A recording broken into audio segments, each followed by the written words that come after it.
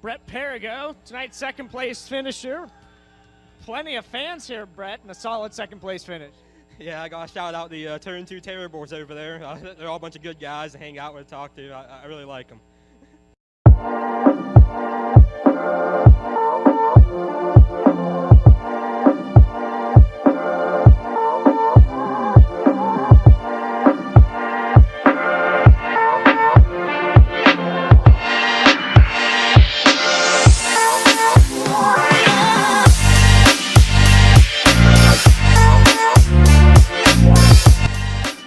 How are you doing tonight, man? Hey, I'm talking here. You know who you're talking to? Macho Man! I'm on my way to Monday Night Raw.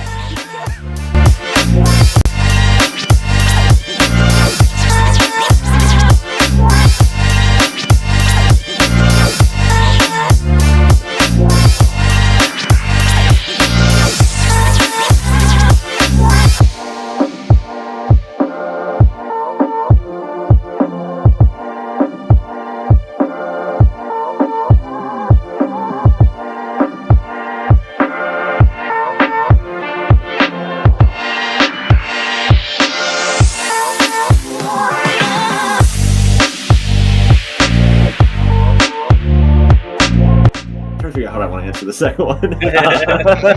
Your choice. It's a trap.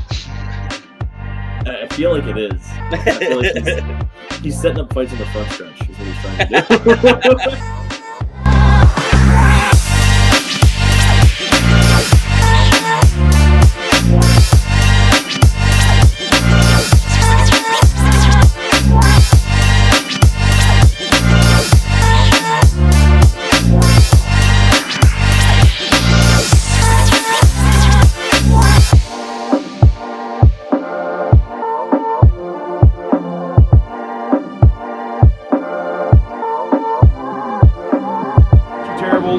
Port Royal Speedway. We've got Devin Borden with us. At Keene Motorsports Shop here with Kyle Keene.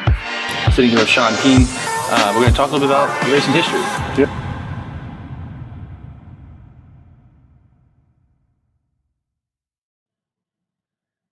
Happy Memorial Day, everybody. Turn 2 Terribles here. I am here with Jay-Z this week.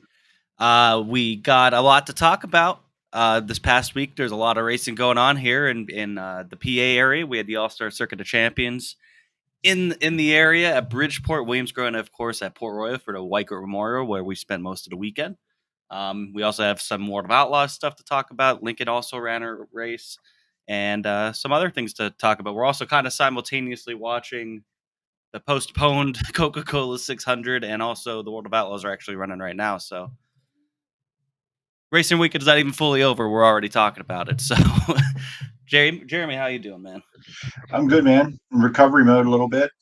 Slept in a little bit, got a little bit of rest. Hopefully get some more tonight. Great weekend, little sunburn, a little bit sore, a lot of walking around, a lot of standing, late nights, but worth every minute of it. So wouldn't have it any other way. Yeah, for sure. It was a great weekend. Definitely, our campsite at Port was kind of like a mile and a half away from where we normally were, but it was worth it. It was a great time. We'll get into that in a little bit. We might have a guest on later. We'll see. Brett Perigo might be joining us, but we'll see. We'll see if he comes on here. But let's start with, I guess we'll start with Bridgeport on Thursday. The All-Stars were there. Really, the biggest takeaway from this was the scary incident with Justin Peck. Very lucky to walk away. It was start of the feature. Looked like Mac Reese slipped, trying to avoid some tires on the start, and just bobbled in front of the field and caused a big chain reaction, and that caused Peck to get the worst of it. He hit the opening right before flag stand there, and it actually completely broke off it looked like it completely broke off the chassis. Very lucky to be walking away. He didn't race the rest of the weekend, understandably so, but glad that he walked away from it. That was the main thing.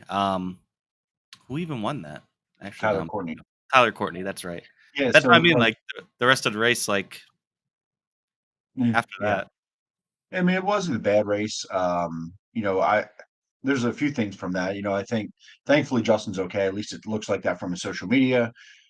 I'm sure that very first hit he took where the opening was, that sudden change of direction is probably what, probably banged him up a little bit more than anything. Because after watching a few different angles, he got hit, but he didn't really get hit that hard by other cars as much as that first hit took care of a lot of was very much the blunt force type impact, change of direction type deal, and G forces involved there. So, uh, you know, did it do its job? Did it not? Did it fail? Did it fail in a good way that it saved him?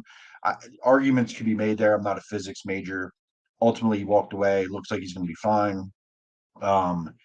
And it's another conversation of like, did anyone ever talk about that opening publicly or out loud about it until now? Like, Yeah. what we've learned as race fans over the years in any discipline, that if there's a place that a race car could find a dangerous place to be, they find it. And Yeah. we've seen it over and over and over again in all disciplines. So I feel like, and I'm not going to blame Bridgeport here, but every track should always be evaluating at all times, going, okay, what could happen?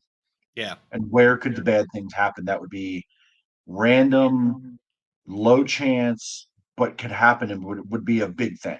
So I Yeah. think every track could look at themselves in the mirror and say, let's just reevaluate our stuff and go, well, they would never crash here. Well, obviously that's not true. So anywhere you think a car can crash, they tend to find. They'll find it. But Tyler Courtney wins that race, and looked really, really good. I mean, there was definitely some contenders, and I found it kind of interesting that he was that good there against our guys. I shouldn't be surprised, but I am a little bit. Yeah, our guys don't run there as often either. So neither does he. I don't want to say it's a neutral track, but Was it it's as level neutral as you're playing going to get in the area. Right. If it's as neutral as it's going to get, does that mean Tyler Courtney is that good? He is very, very good. He is. Yeah. But is he that good compared to our guys on the neutral site? I don't know. I just think the track position helped. He was in control of the race. Yeah. He likes to be elbows up. I think it fit perfectly. I'm not diminishing or taking it away because he won the race. Yeah. I would have loved to see what Reinhardt would do from second with a fresh, clean track, because They had a good battle. He was running around the bottom there really, really good. And obviously Macri was on a mission after that initial lap deal, going to the work area, coming back and finishing third or fourth there. So it was entertaining. I was entertained on a Thursday night. Oh, Harvick's going through for a spin through the infield here on the stretch. I don't know what that's about. You're a little bit ahead of me. Is it a little bit? Yeah. I'm on lap 44 to go. But then I'm watching it on my phone in front of me, and I see a car go flashing through the grass. I just saw it. Oh, man, that sucks. He was running good, too. Yeah, he had a good run going. Put him in the lead on the ticker. Oh, here we go. Oh, Harvick's on the bottom. Reddick. Is that Reddick? Yeah, Reddick. And, one of them gets tight all four in Charlotte, and they race it for the same spot and gets a little bump down across. Yeah, we've seen that, how that goes today. Ooh, right off. Yeah, I see that right off already. Tough. Hey, he has a little bit of time to come back. Maybe I don't think there's too many cars on the lead lap. 42 to go. Yeah, I mean, 42 to go. The win's probably out of the question, but he could probably come back and get a good finish. He's been running pretty decent. There's still some laps, and it depends if anybody pits or not. But 42 laps with this caution, with no debris, they'll be what, 10 yellow flag laps here. They'll make it a 10 lap caution somehow. But anyway. But Thursday night, like I said, I was entertained. Thankfully, again, Justin was okay. Just a scary scenario that kind of thing happens that far up in the front of the field. You don't see that very often. And typically, it goes kind of like that in a sense where multiple cars pile in. So there was a lot of and that was the other thing. There was a lot of cars that piled in after that. I know Austin Bishop tore it up. There was a lot of cars. A little bit of controversy too. Was it Tyler Ross and who was the other one? Two cars were DQ'd for drivers getting out of the car, which I don't know if that's the move at that point when we're all worried about Justin Peck. There's no it depends. So it doesn't depend. The rule is the rule. I didn't see. We didn't get to see much live. They had it initially on Justin, and they moved the camera away, so we couldn't tell. Did they get out? No, we weren't there either. So if anybody Right. was there and truly knows, I'm not just going to take someone's word for it here. If you truly know, did they get out of their cars and go rush to see Justin? I Mm. find that a little bit like okay, but if they just red flag out of their car because it was junk, they're DQ'd, they're junk anyway. Like Like they're the All done. Stars tend to make this a weird thing. Like they didn't announce it on Yeah. TV. That's kind of what I was saying. Like, do we have to go out on social media and say that they're DQ'd before we even know what's going on with Justin Peck at that point? Like, we knew he got out of the car, but like, I don't know. It was just, Yeah, I feel like this happens with the All Stars more than anyone. They do this weird like the roll thing and weird times and DQs over weird like I don't know. Maybe it's just me, but I feel like over the years when these things happen, it's like an All Star thing. I don't know why. Like yeah, it I definitely mean feels I like don't an know. all-star Maybe I'm thing. just overthinking that, You but start getting anyway. flashbacks to Susky a couple of years Yeah, ago. yeah, the Lance Stephenson half the field thing. Travis Garner in the chat. What's going on? Turn two terribles. What's going on, Chalk Guy? Long time no talk. Thanks for tuning in. So yeah, that was Thursday. There was some talk too about the track a little bit. I know some people have been throwing the surface around a little bit. I thought it was okay. It was a little dusty, but I don't think it was terrible. Um, Tony Sharp here, Oh, 5 in the 55M. Dominic Miller. I think Dominic Miller. Oh, yeah, Dominic Miller. Blake Anderson said the drivers got out of the car and went to the work area. Well, I mean, they're done at that point. So do we really need to go over Anyway. that they're DQ'd at that point? I mean, Yeah. it is what it is. It just didn't feel right at the time to me. Yeah, 100%. I mean, listen, if I was in a race car and my car got some damage, I don't know how much, and I'm worried about the driver because I just passed something scary, I'm probably getting out to help the driver. I mean, if I started 18th and I got damage on lap one, I'm going to get out and make sure the driver's okay versus like the guys that were in front of it didn't know what happened. They're not going to park their car and get out. Those guys drove by or through it, knew Yeah. they saw what they saw. So if they did get out, like I would too. I mean, Is go is help that a, you know, is that's the first time I ever seen an open red before lap one? I thought that was. I mean, I get that they were sitting there for a good 10 minutes, but it was just because I of the didn't time factor. understand. I guess why not the open red at that I know. point? Yeah. But at the same point, like unless your car is damaged, why at all? They said tire pressures. If they have a bleeder Yeah. that's not working, or you have a bleeder and the tire gets too low, temperature, you're sitting there for that much time, you're going to want to check them anyway. So I don't see the harm. It didn't hold anything up. So No, it was just weird. It was Yeah. just like oh, open well, red. I mean, We before didn't the even complete a conversation lap yet. started, I would imagine that conversation probably the way the work area is there's officials in the work area, all the teams are in the infield. I would imagine that there were teams probably talking to an official in the Be infield like, that yo, word got like, across. yeah, we're sitting Like, here hey, 10, 15 minutes. We got to go right. check stuff. We're not yet. Right.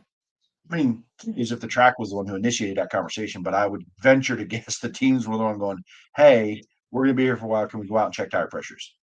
Yeah. You know, so I get why they did it. It was just I don't think I've ever seen it before lap one I, before. I can't say that I've seen Lincoln was what lap 4 a bunch of weeks back. They had an open red. I think on lap 4. But that was after That was 3 the closest cautions, I've seen. right? That was for cautions, but they ended up having a red and then did an open red with it. So, yeah, lap 1. I don't know if I have either. I'm sure it's happened, but yeah. Something new every day. So that's Thursday. Shout out to Alex Robinson. He did a good job calling the modified race that was there too. He was, he's a friend of the show. He gives us a shout out from time to time on Flow there. So we appreciate him, and it was a good show. It was a good showing, I think, for that track. They needed I shouldn't say they needed. They're trying to get more sprint car races, so they need when they have sprint car races, they need to have a good And I showing. feel like So. when the sprint car, the major touring series do come around, that it's always been an attraction. I think that because we live around here and we get to see kind of their story, that they've had a little bit of a challenge this spring with a lot of things. So I think for them it was like probably a breath of fresh air to have a good race, have a race go off. Now again, Justin Peck deal sucks, but Yeah. generally speaking, good race. Surface was decent. I think it was good for them overall. So hopefully that leads to a good rest of the season for them because they've had a bumpy start for sure. Yeah, hopefully they get it turned around here. Zane Smith's in the lead. He gambled, didn't he? That's interesting. Anyway, so let's go to Friday. Williams Grove All-Star Circuit of Champions, sprint car only show. Lance Deweese with the win. Pretty racy surface. I'm trying to jog my memory. I'm wrecking. Uh-oh.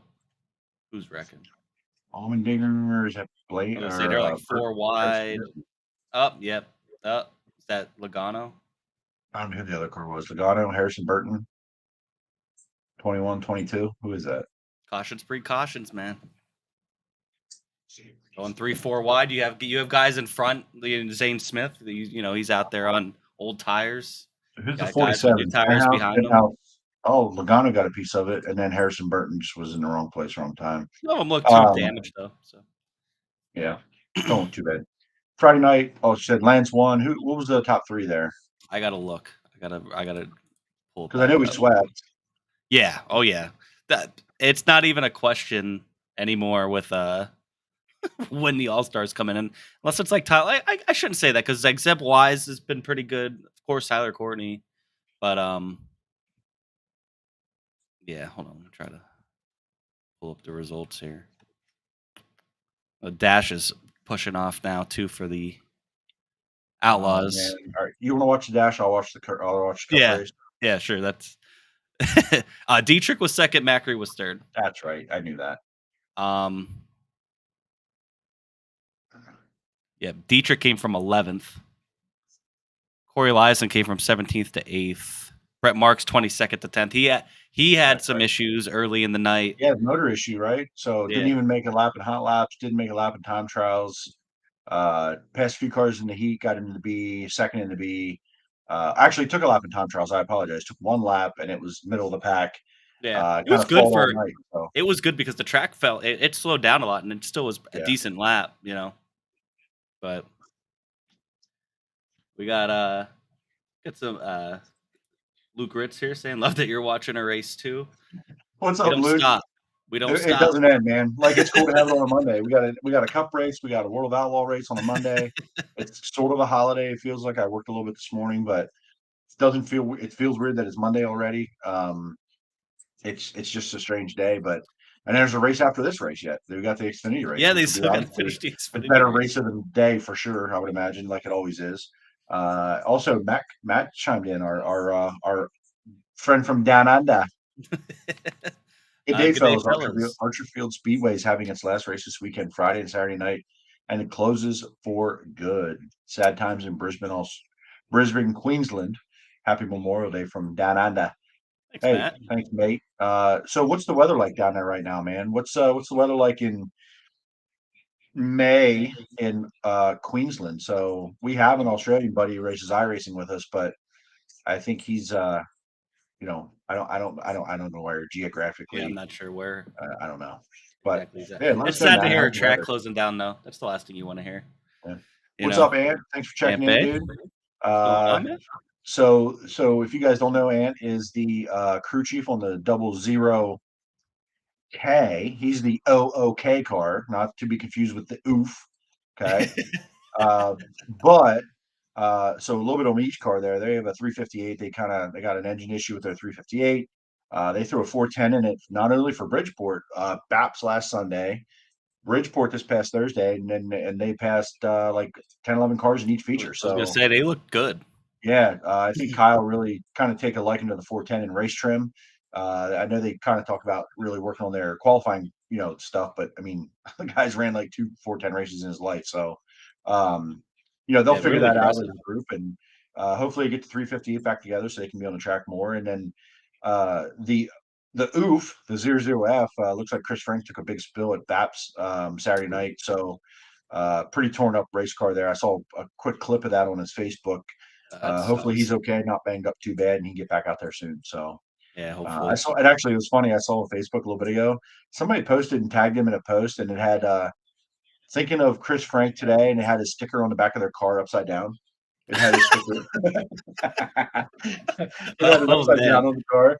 I mean, not to laugh. It's it's never good, but I chuckled a little bit. Whoever did that. So Dash results: McFadden, Macedo, Coifoid, Selzy, Abreu, Shots. McFadden ran away with it. So It's his kind of that'll be racetrack. your right starting 6 there. there. Oh man, how many tire samples do you think they'll take? I was gonna say. Just confiscate all his tires. That probably pisses him off to have him winning after he just come back. Plan Oh, on there being we back at go. the Grove on a 9th with 358. Pulled the 410 out today.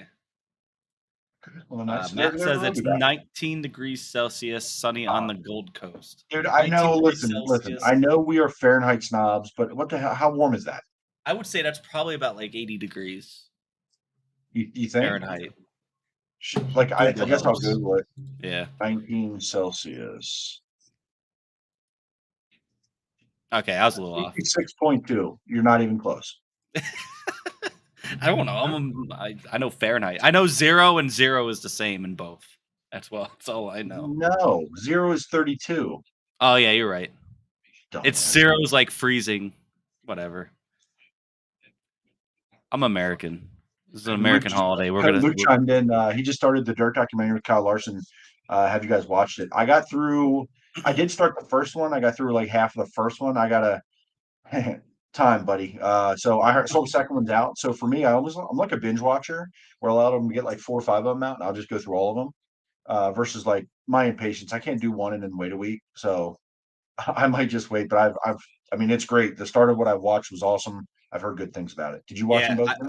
I watched both of them. They've been awesome. They finally got their Chili Bowl now. It was like 2 full episodes of the Chili Bowl, but it was all really good. And they do a lot of good backstory. Honestly, that documentary and then the other thing that the Outlaws was doing that's on CBS, they're both like really good for the sport. They give me, what was going to happen, like a Drive to Survive kind of documentary style, but they're good. Like they're interesting. But this Dirt documentary is really, really well done. So I'm excited to see the rest of it.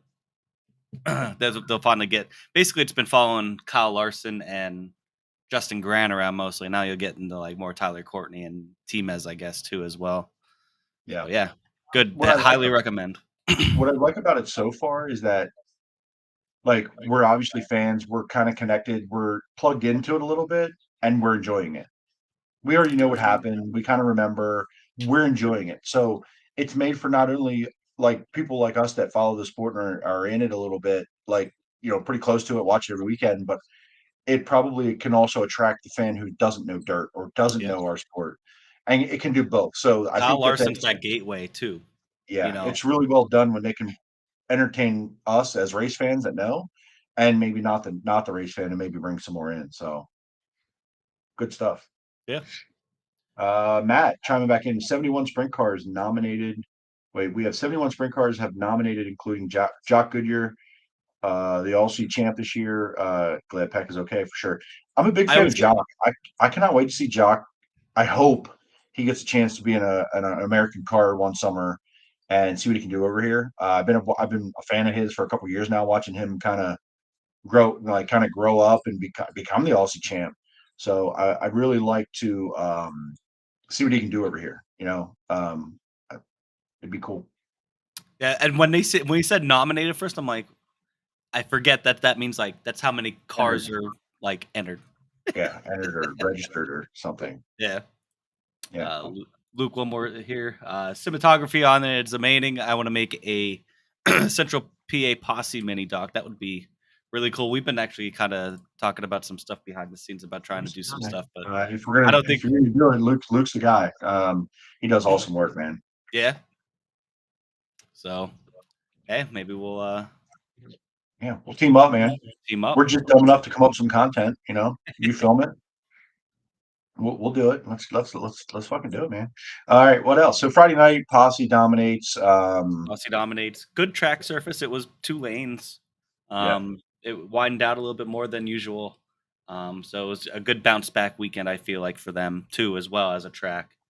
Not much more to say. It was a little bummer for Brent, but it was cool to see him come through the field.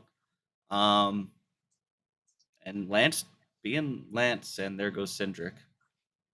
Oh, whoops! I forgot. I stopped watching for a second. He hit hard. Well, so yeah, that's it. That's that for Friday. Really, not much else to say there. Shout out to them. Shout out Posse. Getting into the meat of the weekend though, Port Royal. Weikert weekend. I love this weekend. I camped out all weekend. Just we anytime I love camping at Port. First of all, they're always doing something to upgrade and make the fan experience very good. And this weekend was no different. Friday night was an old fashioned racing wise, old fashioned ass whooping by Anthony Macri. 9 seconds he was leading by, just absolutely railing the top. Devin Borden was quick time, and I really thought it was going to be his night. But Macri said nope. he was gone. The format too, I really liked. I didn't even know what the format was exactly until. Yeah, shame on us for being like race fans. We're so confused. Like what? Okay, why are they drawing for 10 spots and then where's the dash? Oh, this is the whole feature. Oh, that was it. Wait, they inverted 8. What? And that was like we were just behind all night because we were enjoying the event. Yeah. And like, which they got something good going on when you don't even realize what the format is, and we're race fans. Like, we didn't look ahead. We didn't. I mean, we honestly, it was an all-star show, so like I should have known because I know this always has a unique format every year. Yeah. But it never crossed my mind. I'm thinking all-stars. It's all-stars. Well, I also get it confused too with Tusky too, because Tusky will do a different format. But I get them confused, and also I feel like the Tusky one kind of changes every year a little bit. This was I feel like this has been like this for the Weikert, where it's an 8-car invert with passing points, which is that's my favorite type of format too. Is you factor in the passing points. I mean, it does it's a little weird. Like Blaine Heimbach won a heat race and he had to go to a B main, but that is what it is. Time trial still. The time trial matters. You got to be good in all 3 phases. And as we're talking about the format, it makes me wonder because Danny's very involved in this event, right? It's Weikert. That's his sponsorship, and I feel like early on in the last 5-8 years, he's had a pretty big hand in this event, promoting it. I wonder if he's ever had any influence on the format. I wouldn't doubt it. I mean, I'm sure because he's whether he actually has a direct influence or not. We know he's a guy that gives his opinion, whether you ask for it or not. You know what I mean? Which will kind of indirectly, maybe influence something. So I'm sure it's an all-star show, right? How often do the all-stars go away from their format for anyone? Exactly. Yeah. So like how that came together is always interesting to me. That might be a question I have for Justin Snyder. Maybe I need to reach out and ask him that and kind of get the story on that a little bit on how that conversation happens between the sanctioning body, and keep it, because I love that it's a sanctioned race. I love that there's extra cars in for it. Yep. There's big money on the line. It creates, it just creates a something.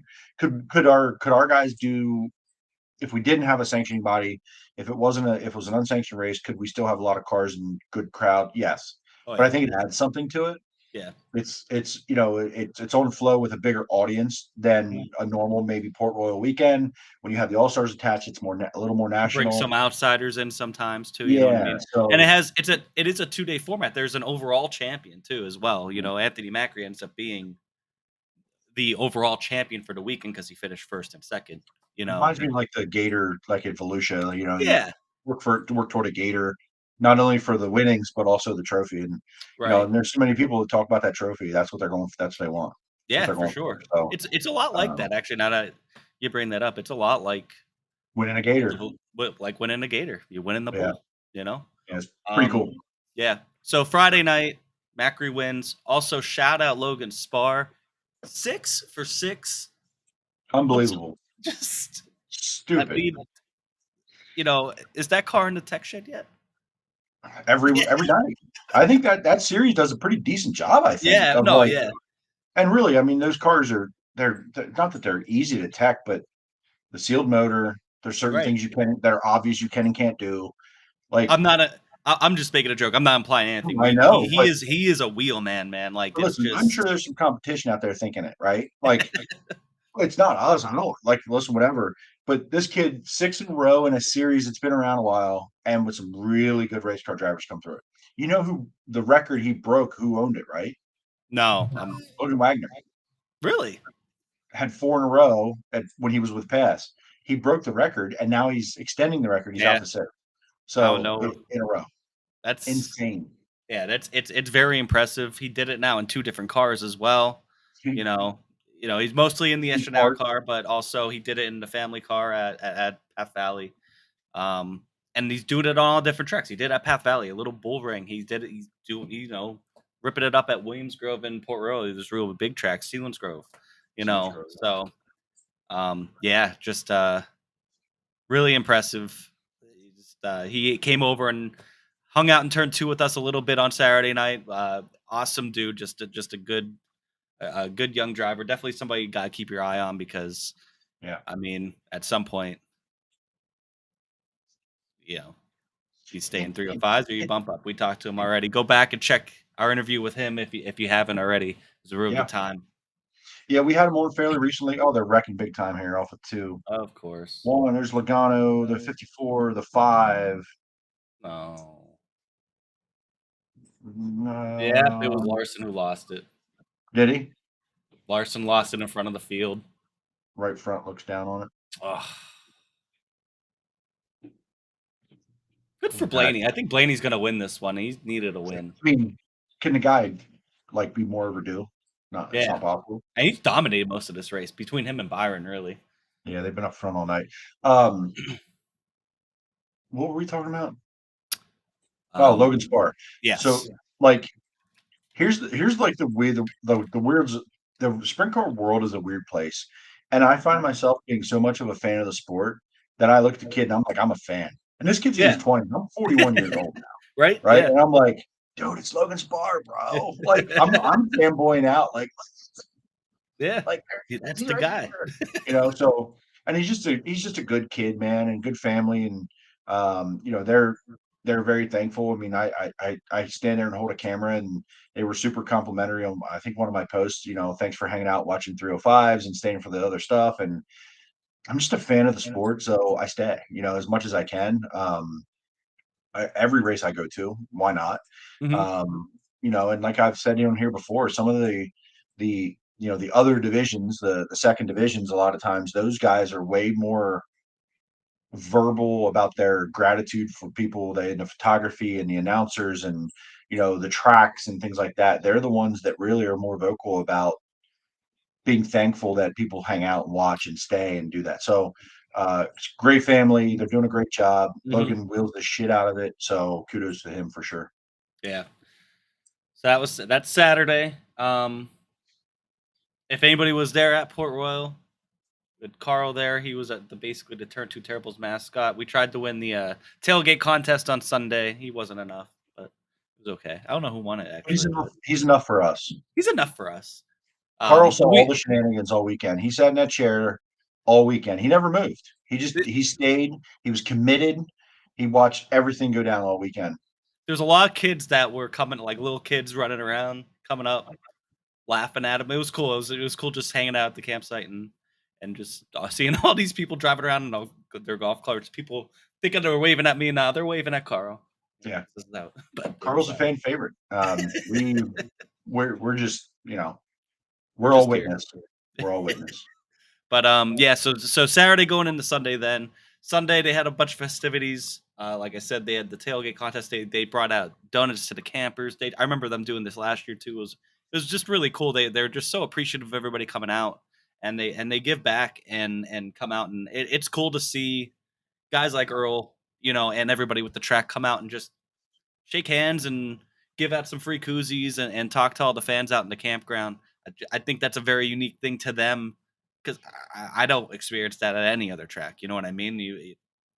At all. It's just a very different type of vibe there between the campers themselves. Even the security's all cool and everybody, it's just a cool atmosphere. So that just adds to it all. And then huge crowd there Sunday. It was a very big crowd there Saturday. And but Sunday really popped off. Listen, as you're talking about it, like these things are like coming back. At one point, the night was going on, and I looked at the stands, and that's a big place with a lot of seats, Yes. and it was hard to spot big gaps anywhere in the seating. No. Like, I'm not telling you that every single seat was full, No, but but it you wasn't like, take oh, the there's 4 infield, rows right? or You take anything the like that. infield, fill in every seat, right? You still have a full infield. Yeah. Like, it was a massive amount of people. And Justin actually, I think the track made a post today about breaking records. Yeah. They didn't say what records, but I'm telling you, man, there it was as full as I've seen the place any night. Yeah. Yeah, Tusky, it's Outlaw, it it was was a little crazy. bit less than Tusky last year. The past couple of years with Tusky really packs it, but it was almost on par with that. I will say that, like, it was very close. And they just good for them. They've been having some really bad luck with weather, not being able to get races in, and they were like, I think they had like 6 cancellations or 7 cancellations so far this Yeah. year. So I think I made every race up there but one, and yeah, I've, yeah, I've been there 3 times. yeah, Like, so, and like, man, I wish it was like 20 minutes closer to me because I just go there every weekend. yeah, Like, I would not go anywhere else. The drive makes a little bit of a debate, yeah, for depending on the sure. weather and what's going on, and being at home or whatever. But man, like, I have no reason to go anywhere else other than where some of my really close friends race, at other tracks. So if it, if for whatever reason they quit racing or want to go to Port, I'm never going anywhere else on a Saturday night. Simple Yeah, as that. they just everything that they do, they're always constantly they're just always staying up with it. Not it's not saying anything else with other tracks. It's just what Port's doing is a Right. great job, and they just ran a great event. I know Justin posted too. Him and Earl were very hands on with everything this year. And all that hard work that they So put in really paid off. So shout out to them, for sure. And the racing Sunday. Surface too, both nights, especially Sunday though, I thought was a little bit better. Because Saturday it started in oh, it looks like we have a guest. Saturday it looked like it uh it slicked off really really quick, and it was under the sun. Sunday we had a little bit more cloud cover, so it held, and they put a little bit more moisture in it. It's still very racy. It was a great surface. Um, but Lance wins the 29K. you mean he won the pill draw? He won the pill Yeah, draw? so there was some controversy there. No. So There was some made up controversy. yeah, I saw the clip. I'm like, he's not. Bullshit. It's stupid. Yeah, it was very dumb. And even if whether Lance was starting, obviously if he starts 10th, it's a harder thing. But if you think that's taking him out of it, and Right. he wouldn't have had the same shot, you're Right. crazy. Like And he's just listen, always we've good seen there. Anthony Macri come through the field from 19th to pass Right. every car in the field. So, like, the whole idea that just gave him the win is absurd. And then, like, no, He led it's all not. 29 laps. Like, So if he was fast enough to lead all 29 laps, I think if he's starting like 8th, he's probably still coming through the field. And it's probably going to be maybe a little bit more. I'm not saying it's a guaranteed win, but he's going to be a factor. more difficult, but yeah, no, it's still happening. Dude, I'm telling you, he got out to a lead at one point that was, pretty significant there. He was going through 3 and 4, and I'm telling you, it sounded like a 305. It was He's barely running. Dude, it was like Yep. through the corner and just pulling away, gapping him. It- That car was down, settled, and it was right, man. People that will go and talk shit on Port too, they'll be like, "Oh, it's all you do is rip the fence up on the top." Go ask Lance No. DeWeese. He never ran the fence once. He ran middle or bottom, and he was pulling away, gapping them. He was gapping them. He had In like clean air 4 where lap guys cars are between him and Macri at one Yeah. point. guys are knocking the fence down, can't catch him, and he's doing Yeah. it for quarter throttle through the corner. Like, yeah, he's different. They're an alien. That's a super team, all of that. But it's still Port Royal. Listen, yeah. The whole pill draw thing, get over yourself. Stop it. Yeah. That's a joke. Yeah. Anyway. And honestly, shame on people for Kinda trying to make it more than it is. Like, making it way more than it is. I I understand still too, go because you're used to a dash race to set it up instead of just a draw. I get you it, still but had 29 laps to go lose it. So right. FO people. FO. Yeah. So it was a great race. we're gonna talk about the wingless sportsman here in a minute because we have a special guest. But just to wrap up on the Weikert 410s, uh, the best move of the weekend was Zeb Wise in the heat. That was he Walter in the came. last car. Yeah, I felt bad for Mike, but because Mike led like that entire that The heat he pretty ran much. the whole thing until turn 3 and 4. Yeah, and you didn't even know Zeb was there. Like it's so Well, funny watching it. I knew he was there off the 2 Yeah, and yeah, had yeah. momentum. He had Yeah. momentum, but I didn't think I But if didn't you're see watching 3 and it, 4. Yeah. if you're watching it just on saw flow, the you had no checkered clue he flag. was there. Yeah, I see him go in down a backstretch in second. Had momentum, but I don't know what's going to happen. I see the checker flag. He comes around. He's 8 car lengths ahead of Walter out. I'm like, what? Yeah. What happened? I saw the highlight today finally and was like, holy shit. That was wild. Yeah, that was just it was a sick move going middle 3 wide. And then when I saw him, I'm like, all right, maybe they'll drag race now. He was gone. Like he marched through the field there. He was really fast. He was pretty impressive all weekend. Tyler Courtney was pretty good too. Those 2 guys were pretty fast most of the weekend. So out of guys that weren't posse guys, I'll give them Yeah, some credit. and I mentioned this in a chat that we have. Zeb Wise was extremely impressive this weekend. All weekend. Coming back from he had a concussion. Where's he at here? First, okay. We could probably talk about this later, but a couple things. Mike Wagner, number 1. Oh yeah. Yep. He is ageless. This guy at Port Royal, like I've been going to Port Royal now way more regularly the last 3 years. And I've seen Mike Wagner finish 9th, 12th, 10th, 7th. And then he gets on these weird runs that he's Like- super, super fast and Yeah. super good and can do it from any direction in any format in any way.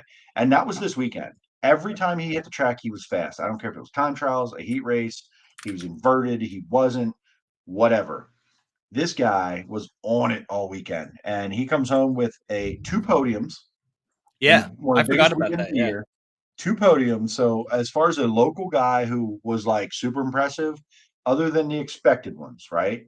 It's got to be Mike Wagner, number 1. Next, Hunter Schoenberg. He's really good at Port Royal. He's secretly good at Port Royal, Yeah. and he got Top some 10 laps all last weekend. year. I noticed him. He ran 6th last night, and Zeb was 7th. And Zeb was very impressive. Watching him run the fence, how hard he was driving, he was making daring moves. He's not Port Royal isn't too much for him. And it's not like he has tons of laps there. So Zeb Wise is the real deal, in my opinion. And I think he is going to continue to be, if he stays in the wing stuff and he, whatever he does, he is going to be a force to be reckoned with nationally in whatever series he ends up in. A lot. So, hey, shout out Cody Lehman, made the A main. Yeah. He could put it in the show. Mike Walter put it in the show. Ryan Smith. You expect Ryan Smith to kind of make that show, but listen, it's not easy to make. No, there's 40 cars there in the pits each night. Yeah. you JJ know, Hickle made the JJ feature. Hickle was decent. Yeah. I know he's only had it was only his 2nd and 3rd run there, I guess. So he was still pretty good. He was, Port's not an easy place to just unload and be good at. Go ask half the Outlaws, for 2, and the other All-Stars, because it's you need laps around there in order to be able to really be able to rip that top, and be fast. And it's not that they don't have the courage or the ability. It's really getting the car under them that they have the stability to do it. I listened to, I think Hunter Schoenberg talked about that a little bit, like really getting comfortable to how to make speed here, because they call it the speed palace, but a lot of times it's fast, but it's not like locked down, wide open fast. You got to be able to get the car under you and be able to get traction and be able to get through the corners and down the straightaways. And that combination is very unique for a big track. That's that type of racetrack to not be just for a half-mile fast, track. right? For a half-mile track, they do lose time, when the track clicks off. But for a half-mile track, they catch lap traffic so quick. Like within 4 laps, I think both nights of the features, they're in lap traffic, if you have a full field. So, I don't know. 10 to go at Charlotte. We got Blaney, Byron, Truex. Yeah, the Outlaw feature just started. We're gonna bring in someone who ran yesterday at Port Royal, our very own Brett Perigo. Let's bring him on in. Brett, thank you for hopping in, joining us. How you doing? Hey, what's up? Not You get too some bad. rest, buddy? Or do you get some sleep? No, I'm been up all day. Yeah, you didn't get home till probably like 2 in the morning. 2:30, I think. Yeah, 2:30? pulled in. Yeah. Yeah. It's- When I left, I hung out with the camper for a little bit up at the campsite and left, and there were still a couple sportsmen in the back pits. I'm like, man, I hope that's not Perigo. It was late.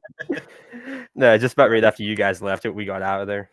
Yeah. But almost That's must have been all right. having a party going Yeah. on. It ran into so many almost on the way home.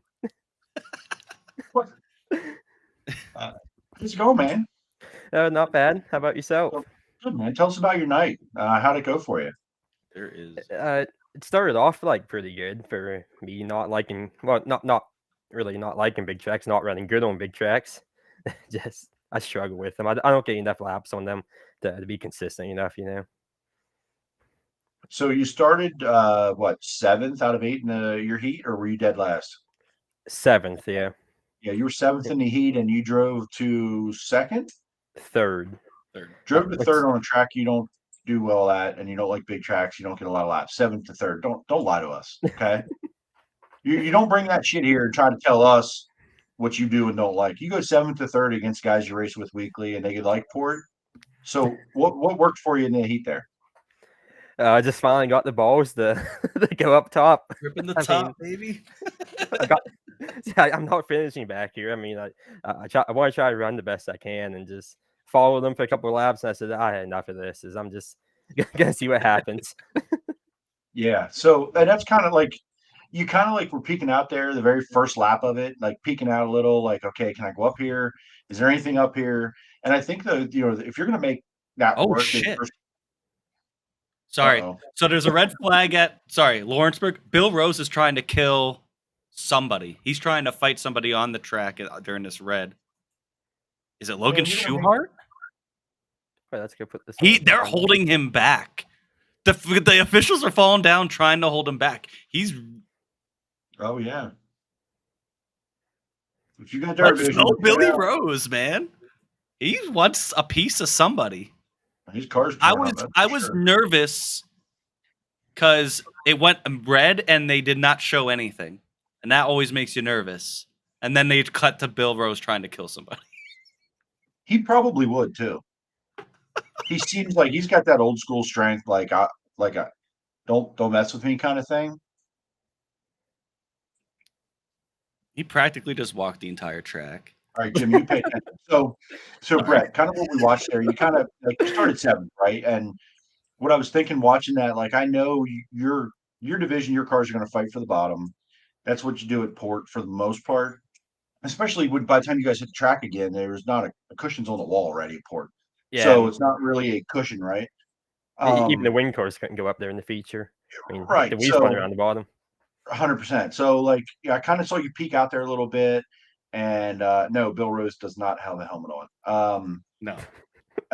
He walked back to the car. Now he's walking back to where he was to the. Yeah, he's just pacing all over the track Still right now. looking. His He's car trying is to find an opportunity to sprint across the track. Yeah, his car is destroyed, by the way. So hopefully I don't know what happened. The only other car I saw that was there. Why is Logan Schuhart around him? Yeah, but someone in our posse chat is saying Cole Macedo. Well, that makes which would not surprise me. All right, so but anyway, like you kind of peeked out around the top there, and it looked like if you could get some momentum up, you were going to make some ground because everybody's kind of fighting for the bottom. They're trying to get their car under them to get off the corner, and that's kind of what worked for Logan. Is going off on the hook here, or he's getting pushed off. He's getting pushed off. It looks like just his wing. Yeah. Cole Macedo, big junk. Cole Macedo. Did you say Cole big Macedo? junk. Because I thought the other Macedo. Sorry. Yeah, I said Cole. And it just kind of worked for you. Was it difficult to find the balance between driving the corner hard, keeping the car under you, but yet trying to keep momentum to get off the corner to pass cars? Was that a challenge? For other guys, it probably just comes natural. Me, I'm just so uncomfortable there that like I mean, the heat race was probably the best I've ever felt on a big track. I mean, and I know I didn't really get that close to the wall, but I felt like there's speed up there, and I should have watching the replay. I should have actually like ran like how Borden and Macri them do. I feel like I had driven quick, but it's tricky for me. Like the know when to let off and how much angle to put in the car because I'm so used to running bull rings like Path Valley and when Trailways was open, just like don't you just go down there and dump that thing and get back on the gas. I mean, it's completely different deal at Port. Yeah, and it looked like you were kind of learning as you went a little bit. You're like 1 and 2, and maybe you can help me like understand this. 1 and 2, both sides of the track looked very different. Yeah, when you're going down the front stretch, turn 1 looks like a 90-degree left-hand turn. You're going down there, it just looks like how are you ever gonna get this thing turned? And it looked like in 1 and 2, like you really had you swept up high, and it was like, okay, when do you get this thing stop sliding so you can get back down the hill, not lose enough to that car that you can get the momentum down the hill to still pass him and clear him to, again for the next car. It looked like once you got in a rhythm a little bit that you were kind of like, okay, I got this figured out a little, and it worked in the heat race for sure. So you got up to third, which put you in the redraw. Yeah. And you drew the 1. Drew the 1. It was either the 1, 11, or 12 or something like that, and I was happy to pull the 1 out. So when you pull the 1, do you pull that in front of a group of people, or you just kind of walk up, do it, and walk away? We're all standing there. I mean, when some people when they pull the number, they walk away, but most hang around till the very end. So when you pulled the 1, and did you tell anyone around you got the 1? No, I pull it out, show it to him, and throw it right back in. Or not throw it back in the bag, but hand it to him. I think right there, you should have showed it off to everybody standing around going, yeah, here we go. Here's what's going to happen tonight, boys. Here's what's going to happen. Okay, the 1A, the 2A, baby, right? So you've been racing long enough. You've been around it your whole life. It's Weikert weekend. Finished third last year, right? Second. Or second. Yeah. You ended up second last year. Any butterflies, any nerves? I'm past that stage. Just like, I mean, I try not to let this stuff bug me. If anything, I try and get my head like to just do good and like, really, really put pressure on yourself because I think racing is 90% mental. I mean, like if you're running good, no matter what your car is like, you're gonna win that night or run up front. It just doesn't matter. If you have in your head that you're gonna win, you probably will win. Okay. Well, you didn't win. I know. Too much action going on turn 2 down there. Yeah, so that's what I was gonna say because I'm like, all right. So you got your heats were after the All-Star heats, and then you came out and did that, and we're like, all right, he got in the redraw. We're all hype, we're all high-fiving, and then we saw that you pulled the 1, and I'm like, I don't even care about the 410 race. I can't, you know. So every time you're coming out, we're yelling and everything, and it was, you know, then I'm like, man, maybe we're putting too much pressure on him. Maybe we should act like we're not even here. No, I like seeing you guys down there. I mean, it's just like every time under caution, I look left down there. I just see so much action and craziness going on. It just makes me laugh. Turn 2 terribles, buddy. Right. And listen, you want to know how we found out you pulled the 1 before the lineup was read? Do you know how? Didn't my sister tell you guys? Your sister was down there. She was hanging out with us in turn 2. So, and when she walked up, she came down or whatever. I don't know how she knew we were there, or I don't. Last year, because the last time when we met her, you brought her in. I think you brought her in, and I don't know what night that was, or whatever. But when she walked up, I was like, "Huh, wait, that's like a year ago." It's funny. So after we peeled off from you, Jay-Z, when you went in, and we went down to the infield tunnel. We got in line right behind her. We're like, oh, well, you should make sure you come down. So that kind of how that happened too. So perfect. She actually texted me. Brett drew the 1, and we're like, "Let's go!" We were hyped, dude. So she actually texted me saying I'm in line. There's like 50 Brett Perigo shirts behind me or something. She said. She said there's a lot of them. Love it. And then we were just like, can we get this 410 feature of this so we can watch the Wingless Super Sportsman race? So we were like, who cares who wins this 410 feature? Like, we're here to watch Brett Perigo, you know? So what were the challenges in the feature there? It was slow around the bottom.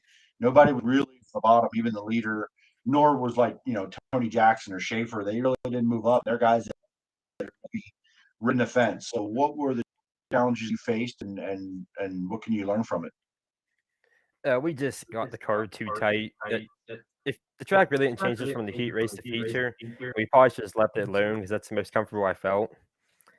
Just we changed it and thought you think you're doing all good changes, but then you learn and it felt decent the first 5 laps. I actually got beside Brian coming out of the corner a couple of times and then just it from there on just slowly decline, just keep going backwards. And I probably started trying too hard the last 5 laps and gave up like 3 positions, but Yeah, the last lap you went up against the fence. I mean that wasn't planned. Yeah. You're like, shit. I already lost a couple positions. Might as well just rip the top. No, we were, listening. Going backwards is never a great time. Missed the setup a little. You ran all the laps. That matters. And we talked a couple weeks ago at Path Valley. And I'm still getting to know you a little bit, and we race on iRacing. And you're in and out. You're really on the road a lot with your dad, and you're kind of you and I were sitting there talking at Path Valley and saying like I run like 12 races a year, like that's it. So if you think about 12 races a year, that's a lot of time not racing. So for you, it's still like you've been doing it for a while and your family's been in it forever, but for yourself as a driver, it's almost hard to get into a rhythm when you go see a racetrack and you're not back to see it again in 6, 8, 10, 12 weeks, or maybe at all the rest of the year, So, to run with the guys who are running, Brian and Wilbur and, all those guys that put in a lot of laps for a lot of years is impressive to be able to battle with those guys. So, kudos to you and your team and your dad. And what is up next for the Parago Racers family racing team? My dad will be at Williams Grove on Friday with USAC East Coast in the 360s. And I think that's actually 5,000 to win. Yeah, it's $5,000 to win. USAC East. Oh, I was not going to go, but I'm going to go now. Wait, can I go? I don't know if I can go. And I'm really looking forward to. I'm going to be at Grandview Speedway on Saturday with the Sportsman, and I won that race last year. So I'm really you won looking what forward you thought was the last race there, right? Yeah, I mean, at the time I was the last like sprint car type car winner there. You like that track? I mean, I know it's biased because I won there, but even before I won there, that's probably my favorite track ever to race on, to be No honest. shit. What do you like about it? Just I don't know, it fits me. Just Yeah. I mean, it's a pretty unique track. I mean, the corners both ends. It's got a little bit of the hill, right? Like, yeah, I can't really pick out one thing. It's just I just feel natural there, So naturally, I might like it. you guys rip around there pretty good, I assume. You guys, Yeah, I ran the top all last year. of course you did. If there's one to run, you're running it. So fair enough, man. So how much racing did you watch this weekend other than what you were diving into for yourself? Did you get a chance to watch anything? Like at Port? Anywhere, anything. I mean, Thursday we watched Bridgeport, then Friday watched Williams Grove all on flow because we were in the shop working and stuff. Okay. Saturday, me and my dad went to Winchester, Virginia with USAC East Coast. And that's probably one of his favorite tracks, to be honest. But Saturday, it just wasn't. It was like Ohio and hot laps, and it took rubber like halfway through the heats, and it just wasn't that fun. But I mean, it's same for everyone. But it's just one of those bumper tag deals, just around the bottom. I think he started 7th and finished there or something like that. Won that race. Charged up. Preston Latimus. I think he's 14, 15, something like that. He's young. I know that. Yeah, I mean, I noticed him last year. He won. Did he win? He won at Lincoln. He won at Lincoln. I think I was there that night. Yeah, he won at Lincoln. That kind of was a name that I was like, what's going on here? And I've kind of like watched and followed. And like 2 weeks later, he was in a 358. And I'm like, wait, who is this kid? Like, what is happening right now? Like, it's a name that I didn't really know. And it was like, boom, now he's running 2 divisions. And I'm like, what's happening?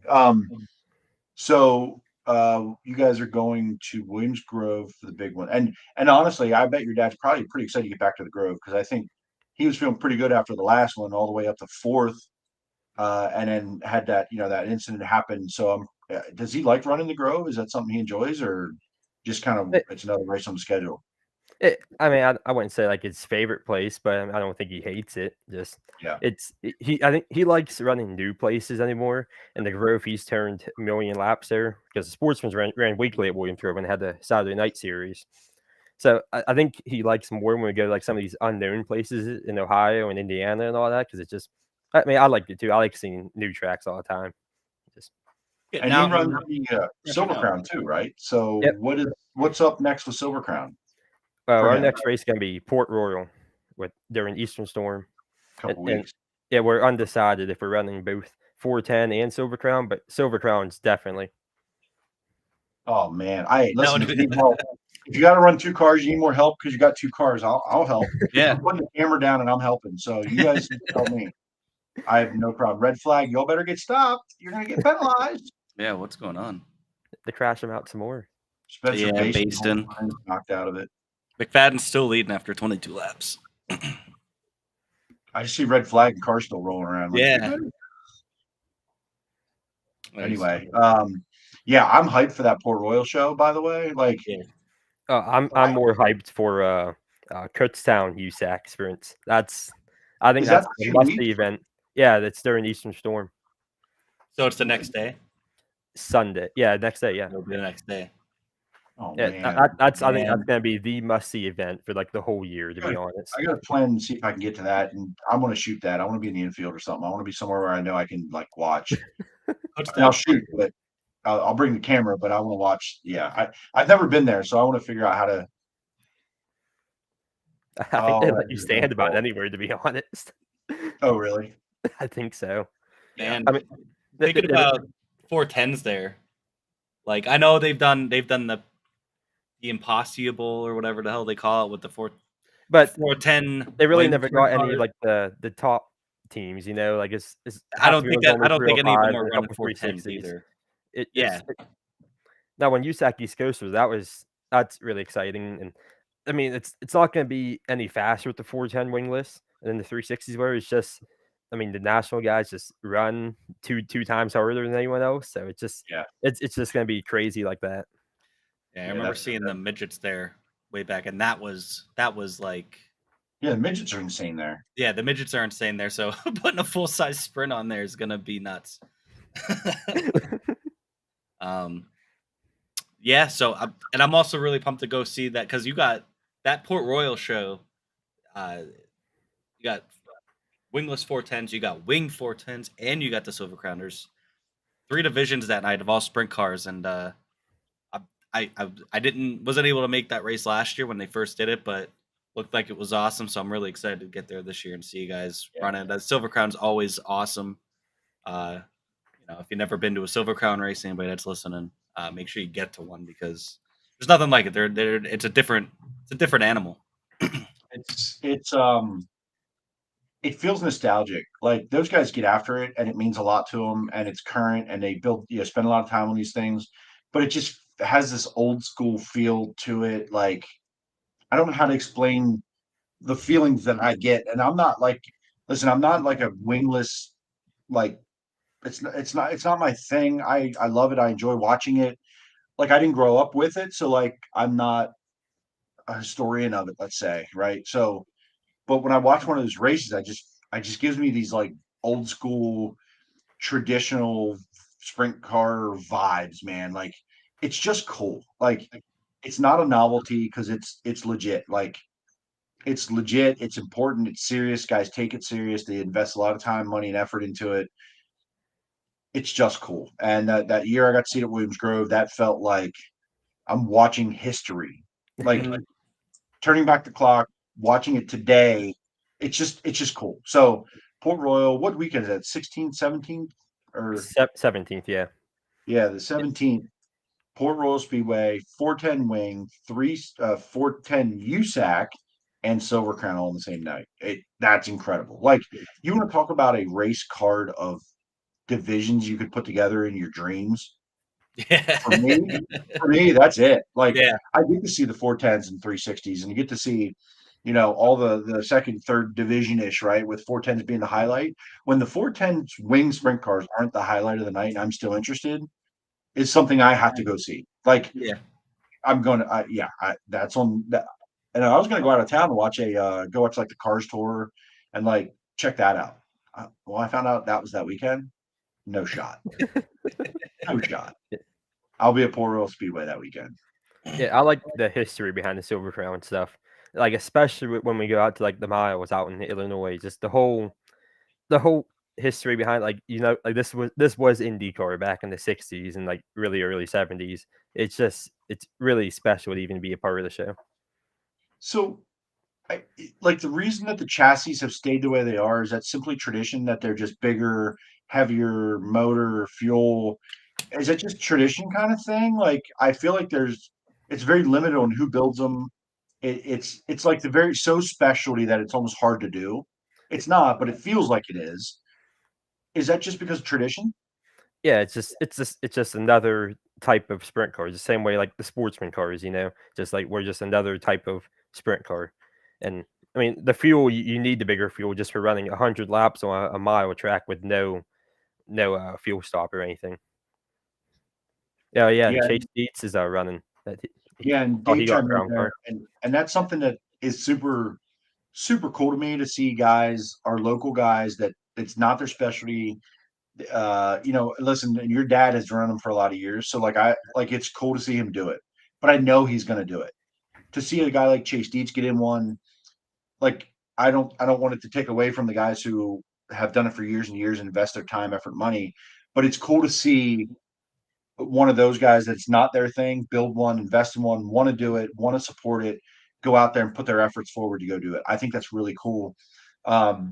In sort of like a bunch of years back when USAC came to Lincoln, and like Monteith and Brent Marks and a bunch of our local 410 guys jumped in some wingless and attempted to race that race. That was just super cool to see them try it, go do it. Like it failed pretty miserably, I think, generally, but they did it, and that's cool to see. That's cool to see them support it.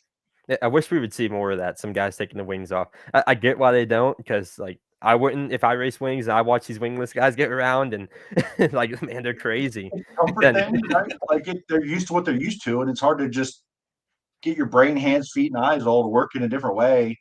Jesus, to make that work, and USAC's just so tough. I mean, like those guys, I don't know how they do it each week, run that close to the wall. And I mean, like I know Port, like guys at Port running that close to the wall each week, but USAC it just seems crazy all the time watching them. And sorry, we're mildly distracted. The sliders they're throwing at Lawrenceburg right now, stupid. Like wall to wall slider, just what you expect. I mean, Yep. That one at Abers, or the 71 through an Aber the other way, was wild there a lap or two ago. Like, holy shit, I don't know how they didn't crash. And then Selzy did it right to him again, did it to Kofoid. But anyway, I'm super excited for that whole Eastern Storm. And like, I've gotten to see bits and pieces of it in the past, and I'd like to see more of it this year. Just so much racing. There's so much racing to go see. It's insane. Like, I didn't go Friday night to the Grove just to get a night off. And I feel like I shouldn't have, but I'm like, it's June, and not even June, and I'm like worn out on just weekends. Like, I need a break, because I knew what Saturday and Sunday were going to be, and they were exactly how I expected it to go. So, no, man, Brett, thank you for kind of going through your weekend a little bit. And did you watch any of the 410 race before you strapped in? Oh, I watched all of it. Yeah, I know they do such long interviews and stuff. So I had more than enough time to walk back and even get the car ready and climb in. I got bored in Victory Lane watching the presentations. There was a lot of them. They did one, and then they did two, and then they did a third one. And then they did interviews for the top 7 and a hard charger and a hard luck award, and gave out 14 bulls, and I did work to the car and climbed in and still sat in there for probably 20 minutes before they let us go out and track. What'd you think of the race? Oh, it's pretty good. You can't beat the Wii starting on the pole.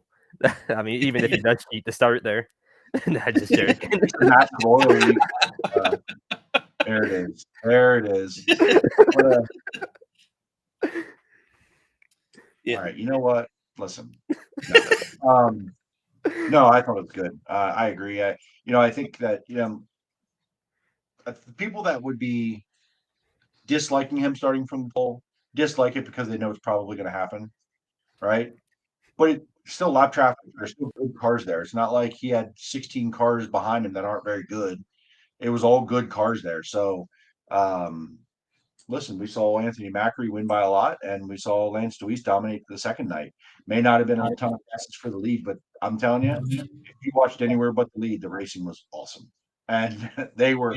Did you see the video of Borden knocking the camera down in 3 and 4? Yeah. I scrolled past it. And I meant to watch it. I never went back and watched it yet. Like, I'm waiting for it to happen. I'm like, oh, that's close. Oh, geez. I mean, they were on the wall, and then here comes Borden with a slider, and I'm telling you, his right rear aimed for that camera and hit it perfect. Perfect, dead on. Is that the one where his car like hopped up in the air when he hit the wall? It had to. Oh, yeah, a little bit, yeah. I was sitting in the pit bleachers turn 4, and I think it was a slider on Dietrich. And I'm telling you, he hit the wall. It's like it just like picked all 4 tires off the ground when he hit the cushion or the wall, whatever it was. Yeah, that was pretty amazing to watch. Real quick, McFadden wins the feature. Macedo finishes second, and there's a dead heat. Brad Sweet, Macedo tied dead heat, tied for the lead for points, and Gravel's 8 points behind. So that just keeps getting tighter and tighter as the summer. We get into the summer now, so that's gonna be fun to watch. Shout out to McFadden. He's going to be getting suspended again for probably doping tires. Is this third, fourth year already? No, I'm kidding. How many wins is that? 3 or 4 already? That's 3 now, I think. 3? Yeah. Well, you could take away the other one. Oh, yeah. Asterisk -1. But talk about Port Royal for a quick second again. There was at one point during the heats, I want to say, and I'm standing in 2, and I'm like watching them go through 2, and I look up and I'm like at the big white fence and the billboards on top, and I'm like looking at them. The billboards are shaking. They were hitting the wall so hard through 1 and 2 and riding the wall. The billboards were shaking through 1 and 2. It was awesome. Like, it was so fun. They make it look so freaking easy, man. Like, it's stupid. Like you said about like running up there and it seemed fast in your car. Imagine a wing, double the speed on the wall, literally on the wall. Guys were at the very apex of the corner, 50% mark of the corner, banging the right rear off the wall, getting nose tight, driving it back down off. It was unbelievable. Those guys are crazy. I mean, it's another way to put it. Yeah, I can't think of many other places because I turned to my uncle who was there as we were watching. The feature started. I'm like, I love this place. Where else can you go and see them just get 4 wide right off the bat? And they're like that. Like sometimes they get strung out, but most of the time, like maybe not in the lead, but like throughout the field, they're like 2-3 wide the entire time. You know what I mean? Yeah. There's so much room to race, and it's usable. It may not be like once you get strung out, you got to find the fast line. But at the beginning of these races, where like guys get bobbled up or someone makes a mistake or whatever the case may be, they want to roll the middle, run the tops, roll the bottom, and come off the bottom. Like they have options, and that's pretty cool because you don't get that a lot in 410 wing dirt racing. Right. You just don't get that a lot. Well, like our vantage point down in turn 2, like you just hear the rumble of them starting, and then all of a sudden it's just 4 or 5 wide cars just coming barreling through the corner. It's just there's nothing like it. Crazy. Anyway, so that was kind of the weekend. Ryan Blaney, NASCAR winner again. Shout out to him. Ryan Blaney wins 600. McFadden. I mean, what a night! James McFadden and Ryan Blaney. Like, who would have thunk it? Not total underdogs, but like, not probably how you predicted it. Who predicted both of those today? Yeah, really. Looking forward here to the week ahead too. You mentioned USAC East Coast on Friday, courtesy of Tony Sharp. Thank you for sending over these these graphics. Oh my God. This is another 4.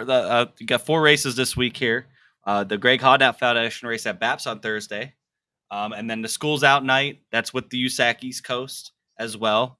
And then you got the Steve Smith Memorial on Saturday at Lincoln, which that's $10,000 to win. So that you're going to see a lot of cars there. And then Port Royal has their camera and autograph night. I believe that's 410s, past 305s, and super late models.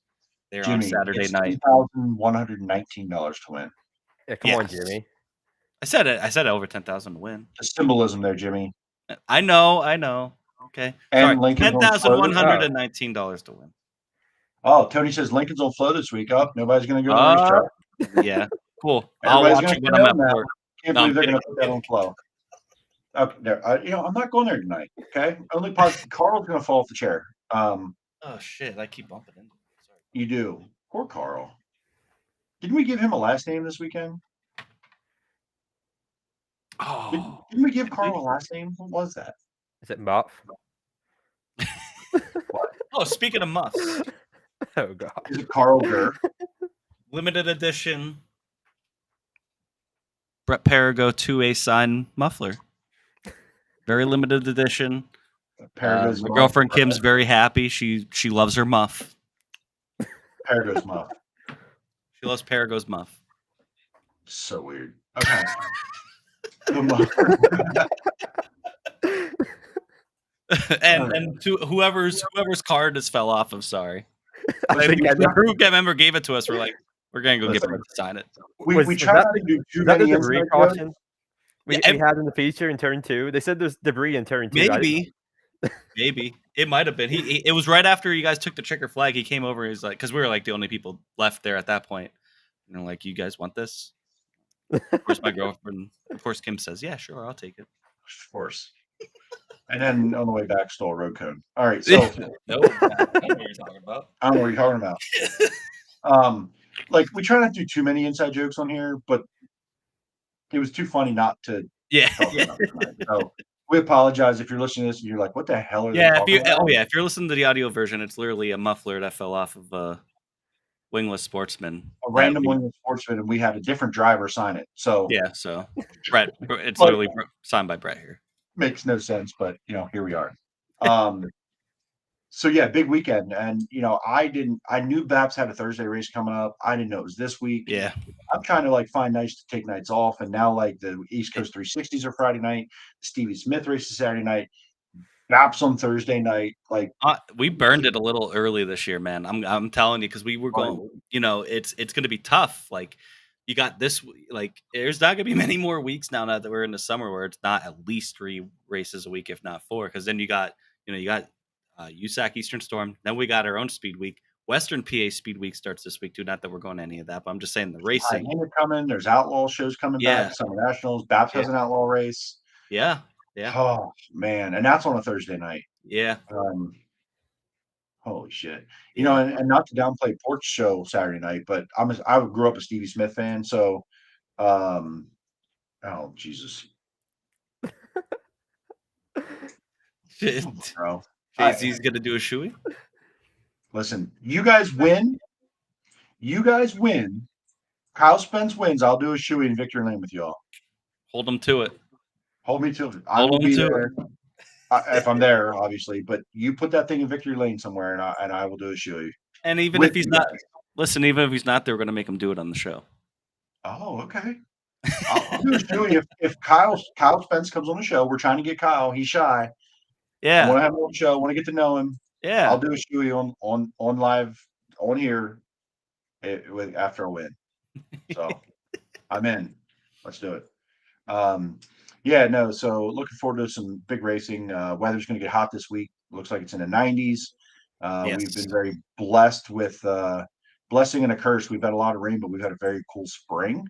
And it looks like it's good luck. He shot down another podcast too. We're just gonna have to corner him at the racetrack and talk to him. Like, I've walked up and been like, "Hey, good luck tonight, good," and he just shakes his head and does one of these. He don't say much. He's a quiet dude. He might be quieter than you, Brett. And listen, for everybody listening and watching, Brett where'd you end up last night? 6th? 6, yeah. Okay. Jimmy and everybody goes back to the pits. I did the Victory Lane photos, this and that. And I come walking back through the pits and everybody's standing there and I yelled, "You sandbagging son of a bitch. You just went back to 6th, though. You didn't have to get interviewed in Victory Lane." He does not like public speaking. He doesn't like doing this. It's uncomfortable. And I said, "You sandbagged to 6th, so you didn't have to do an interview, you son of a bitch." I actually thought about that.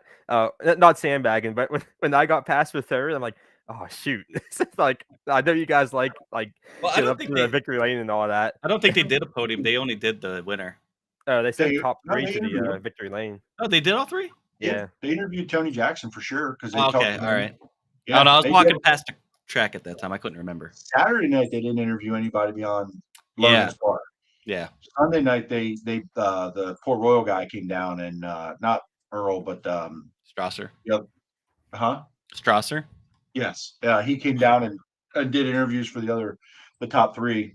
But if you'd have gotten in the top three and gotten an interview, I was just gonna have these guys come out. There's no way they're Yep. staying behind the fence. Yeah. There's no way. Like, let's go, and we're gonna yell while the interview's happening.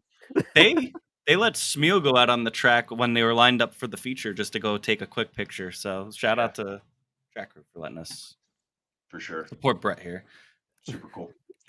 Before so Tony sent over the calendar for June. Are you ready to Oh, you ready to look at it? Because this is just 410s. oh my It's God. packed, man. It's packed. Yeah, I mean, obviously you got Speed Week there. I guess there's actually no more Thursday shows other than Babs, but Grove USAC the 16th, Port USAC the 17th. Where are they before those, Brett? Who, Do you USAC? remember? Yeah, Tuesday the 13th, USAC's at Grandview. The 14th, they're at Bridgeport.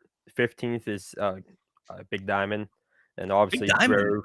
Yeah, and obviously Grove, Port, and Sunday the 18th is Kutztown. So it fills up that whole week. Yeah. And we're probably gonna start our week on Friday just because it's most likely just gonna be me and my dad at the races. And Oh yeah, yeah. unless if weather looks bad, we might just do Big Diamond on Thursday as well. But definitely gonna start Friday and finish the week out. Friday, Saturday, Sunday. I haven't been to Big Diamond in forever, and it's actually pretty close to me. So I might try to get there for that if the weather's Is good. that where I So went last year? That Huh? night? Where did I go that year? Where did I go last year? Watch. you went to Big Diamond, I think. Is that what that was called? Yeah, it was 360s or whatever. Yeah. Yeah. I think it was Modified URC was running. I haven't been there since I was a kid. Like I used to go there when I was young, you know. Yeah, I'm but getting I haven't tracked been up. there. I haven't been there It for was- probably yeah, maybe 20 It was years. So Big Diamond. Yeah, for sure. Yeah, it was cool. It was a cool experience to see something different, see something new. Yeah, I it just was, sent you I just sent Jimmy our June schedule. It's just, I mean, it's just for that 1 week because we do more than just Eastern Storm that week. It's actually the weekend leading up to it. We have a ton of racing too. That's the ones that Big Diamond's on there because it's 50-50. yeah. Here's Yeah. the So if very- you see what, so you're saying if you see weather like Friday or Saturday, Are you going Bedford Yeah. too? Yeah, so we start out with on the 9th with USAC East Coast, and then Boss Sprints, which my dad's currently 3 for 3 for the races he ran with them, Mercer and Knox. And we're gonna skip Grandview with the USAC and just run Path Valley. It's another show for me. I don't get to run a whole lot. You know, my dad's gonna do a ton of racing during this time. But Bridgeport's getting really far for us. I mean, we're located at the western part of the state. Yeah, that's far. yeah, that's I don't all blame for you you for guys. that. That's and you know, that's super impressive because it's literally just the two of you guys. Like for you For the guys, most it's part, a yeah. very ambitious. So many different cars. You got 1, 2, 3, 4 different But- cars. Yeah, Well, there's gonna be 4 cars dirty hit by the end of this whole week. And we're probably racing the next weekend too, somewhere with at least 2 of them.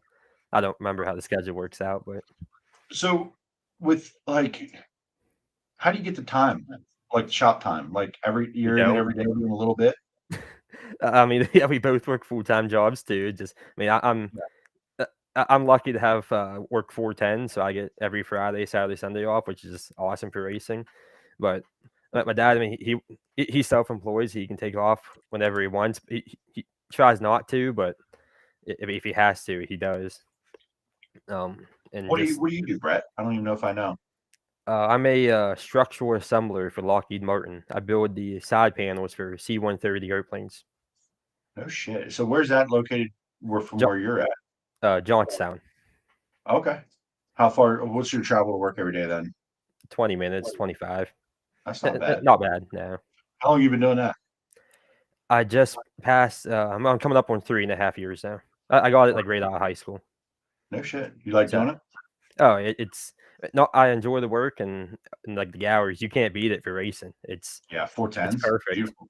I mean, also you get to say 410s. Like, yeah, it just meant to be. It's perfect. So a night like last night, you get home at 2 a.m. What's it look like when you get home? Do you work from the car right away? You get some sleep, get Nah. up and work today? I mean, I slept on the way home a little bit, but I woke up at like 8 in the morning and probably just sat around for an hour and a half. Went back out the garage, unloaded the car, washed it, and then my dad came out about 11 or so because he drove home the whole way.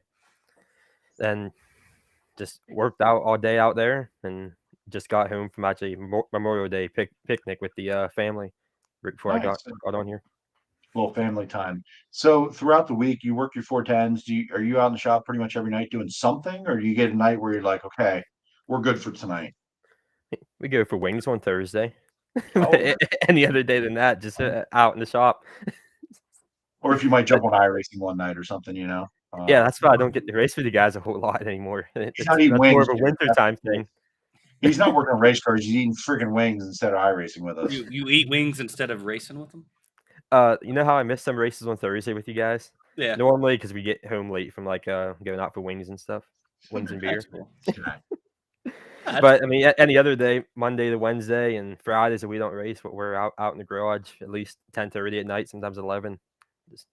I wake up at 4:30 to 5 for work the next morning and make it through the day, get home, go out in the garage, stay out there till about 11 o'clock again. Just keep repeating it. And I guess it's even harder when you tear shit up the week before, huh? Yeah, it's a little more difficult. But I'm lucky to actually have quite a lot of stuff now for being pretty low budget. I mean, I just piece stuff together and stuff that gets gifted to me, and I mean, we try to save everything we can, silicone tires and stuff, and they get holes in them, and just do everything we can. How old were your tires last night? They actually weren't that old. The right front was, I think, was a UMP modified tire, but that's who knows when that was. Listen, the stories I've heard, you have enough tires to survive the apocalypse. So I don't think tires are a problem for you guys, budget or not. So what would be the most okay? Because the obvious answer is the engine. What is your maintenance like with your car, engine maintenance wise, rebuild wise? Like where do you stand with all that? We're really fortunate with the way things work out in our shop. I mean, we don't build our frames, but besides that, we build everything else. My dad's the engine guy. My uncle can weld, so if we do get damaged, we go out and buy the pipe and bend it and fix it. I mean, it's just how we do it. And we rebuild all of our rear ends. Like if the one gets damaged, we tear it apart and straighten it and fix it, put it back together. We've straightened front axles, and actually when you get like two bent halves of front axle, we cut them in half and weld them together to make another good one. I mean, I got front axles at two different colors because one was silver and one was black. I mean, and that's like over the years. I mean, you have such a background and years and years and years of experience in the family, and being self-sufficient. And listen, your dad has a pretty good ride. But and I'm sure he gets what he needs, whatever. But you guys being so self-sufficient is a great thing. And do you do work for other teams ever? Since you can do that stuff, is that something you guys? Yeah, there's a couple like Western PA guys that come up and like, well, my pap will like rebuild a transmission for them or rear end and stuff. Just it kind of slows down a little bit because you know how people are. They take it just the official guy anymore. They don't really take it to like just another racer, Yeah. They kind of lost that whole aspect of racing, of guys rebuilding their own stuff. But that's just the way we've always known it. And even though my dad has a pretty good ride with Stamen, just he tries not to let me like just get a lot of hand-me-downs from that because he wants me to learn how to do it the hard way. Like if I crash, it's gonna hurt that week. Like I'm gonna be rushing around. Pussy off the podcast. He has not left me alone the entire time. Oh, I hear. Sorry. Look, damn it, Jimmy. Like, come on, man. All right. Anyway, have we talked enough? Are we done? Yeah, sure. Sure. Can we go? Okay. See you later. Right. Thanks for hanging out. Thank great you. seeing you last night. You and Dad, and Hell of a run, got us all fired up in the infield, not fired up in the chat, fired up in the infield. Fired up in the infield, where it should be. And we'll look forward to seeing you pretty soon here, man. Good luck to you. Thanks for everything you guys do. Just supporting me at the races, just everything. I mean, it really appreciate it. Get some sleep, brother. Yeah. Thank you. Thanks, Brett. All right, everybody, subscribe, like. Appreciate all the comments and the engagement. We love when you guys do this. We appreciate that you guys hated that we took a week off. We were just ready for a little bit of a break, and man, it was like we got to like near showtime tonight. We're like, are we doing a show tonight? So yeah, I'm watching the race, and I'm watching Coke 600. I'm like, I didn't realize what time it was. It's Monday. But no, man, like it was awesome this weekend to be a fan. I got a lot of good shots in. Thankfully, I'm going to get through editing those this week. But at the end of the day, no matter what that we do, it was fun being a fan this weekend. Absolutely. Watching racing, cheering on our favorites or not favorites, whatever the case may be, and having a good time and being turned to terrible. So thank you everybody for the support. Keep chiming in, keep jumping in, tell your friends. Come talk shit, whatever. Thanks, Brett Perigo, for jumping in with us. Thank Port Royal for putting on such a great show, and they've been supporters of the podcast as well. Justin Snyder and those guys. Shout out to them, and shout out to Tony Sharp too for supplying us with the graphics that we're able to put up. So definitely check out his stuff, PA Deer Track and Creative Promotions. Definitely check them out. Thank you guys. Like, subscribe, comment. And we will see you next week.